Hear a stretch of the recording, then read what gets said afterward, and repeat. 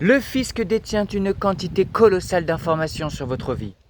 Votre salaire au centime près, l'adresse de votre logement, qui vit avec vous, ou encore la liste de tous vos comptes bancaires ouverts en France. Mais aujourd'hui, pour 678 000 d'entre vous, toutes ces informations confidentielles ne sont plus exclusivement entre les mains des agents de l'État. Elles circulent et sont proposées à la vente sur un forum de cybercriminels. Bonjour à tous et bienvenue dans ce nouvel épisode d'AP et Politique, l'émission qui vous permet d'appréhender de façon perspicace les événements de la vie politique. Si l'État, qui est censé être notre coffre-fort le plus solide, n'arrive même plus à protéger nos secrets les plus intimes, est-ce qu'on peut encore vraiment lui faire confiance ? Aujourd'hui, nous reparlons de ces intrusions dans les systèmes des services publics pour bien comprendre ce qui s'est passé et pour bien comprendre pourquoi cela nous concerne tous. Pour mesurer l'ampleur du problème, il faut d'abord regarder les faits des derniers mois. À la fin juin 2026, un pirate informatique a exploité des identifiants usurpés pour s'infiltrer dans le système informatique de la Direction générale des finances publiques. Il est reparti avec 678 000 dossiers contenant des adresses, des revenus fiscaux et des détails sur la composition des familles. Un mois plus tard, la même administration a subi une deuxième attaque qui a cette fois-ci touché les données cadastrales de plus de 2 millions de propriétaires. Et le pire dans tout cela, c'est le temps de réaction. L'État a attendu le mois d'août pour prévenir officiellement les citoyens, soit près de 2 mois après la première intrusion. Pour comprendre cette panne géante de la sécurité, il faut faire un petit détour par l'histoire. Car ce n'est pas la première fois que le pouvoir échoue à protéger la population tout en continuant de lui demander des comptes. Et à chaque fois, la réaction humaine a été la même, la panique et la révolte. Au XIVe siècle, en pleine guerre de 100 ans, les rois de France exigeaient des impôts très lourds pour financer la guerre. Le problème, c'est qu'en échange de cet argent, la population avait le sentiment de ne recevoir aucune protection. Les routes étaient envahies par des bandes armées, les villages étaient pillés et l'État était largement incapable d'assurer la sécurité de base.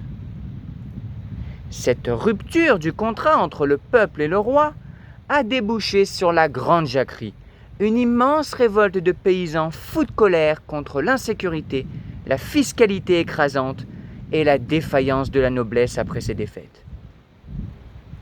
À la Révolution, en 1789, on a retrouvé ce même mécanisme avec la Grande Peur. Une panique collective s'est emparée des campagnes à cause de rumeurs sur des brigands payés par les nobles pour détruire les récoltes, ce qui a poussé les habitants à s'armer eux-mêmes, faute de pouvoir compter sur les autorités. Et aujourd'hui, le danger a changé de visage. Ce n'est plus un voleur au coin du bois, mais un pirate caché derrière son écran, parfois depuis sa chambre ou au sein d'un réseau plus structuré. Mais la logique, elle, reste identique. L'impôt repose sur l'idée d'un contrat social. Nous donnons de l'argent et nos données personnelles à l'État, et en retour, l'État doit protéger nos biens et notre vie privée. Quand les systèmes informatiques du gouvernement prennent l'eau de toutes parts, ce pacte de confiance se fragilise. Et de cette faille naît une psychose des arnaques et c'est là que le danger devient très concret pour vous. Car le vrai risque de cette fuite, ce n'est pas qu'un pirate vole directement l'argent sur votre compte bancaire, mais bien qu'il utilise vos informations pour vous piéger. Si un escroc vous appelle au téléphone en se faisant passer pour votre banquier ou votre centre des impôts et qu'il est capable de vous donner votre adresse exacte, votre revenu fiscal ou encore votre section et votre numéro de parcelle cadastrale, vous allez naturellement le croire. En vous citant des détails secrets que seul le fisc est censé connaître, il gagne votre confiance en quelques secondes pour vous soutirer vos mots de passe ou votre argent. Alors face à ces menaces, comment éviter de tomber dans le piège au quotidien? Gardez toujours en tête une règle absolue. Le fisc ne vous demandera jamais vos codes secrets, vos mots de passe ou vos identifiants bancaires par téléphone, par SMS ou par email. Si vous recevez un message inquiétant contenant vos données personnelles, ne cliquez pas sur les liens joints. Allez directement sur le site officiel en tapant l'adresse dans votre navigateur. Vous pouvez aussi contacter votre banque pour bloquer les prélèvements automatiques non approuvés et si des démarcheurs vous sollicitent en connaissant déjà le montant de vos revenus, soyez très vigilants. Tout cela soulève une vraie question sur le monde dans lequel nous vivons. Alors que l'État généralise la dématérialisation massive des démarches administratives et fait de la déclaration en ligne la règle par défaut pour tout contribuable disposant d'un accès à Internet à son domicile, tout en se montrant incapable de protéger nos informations personnelles, pensez-vous qu'il faudrait nous laisser le choix de refuser la dématérialisation de nos impôts? Ou bien faut-il accepter ce risque informatique comme un mal nécessaire? Dites-moi ce que vous en pensez dans les commentaires, je lirai toutes vos réponses avec attention.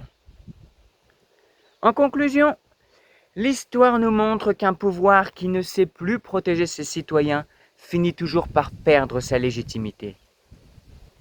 La sécurité informatique n'est pas une simple affaire de techniciens, c'est le cœur même de la confiance entre nous et nos institutions. Prenez soin de vos données. Doutez des appels trop urgents. N'oubliez pas de vous abonner pour recevoir chaque jour une analyse de l'actualité.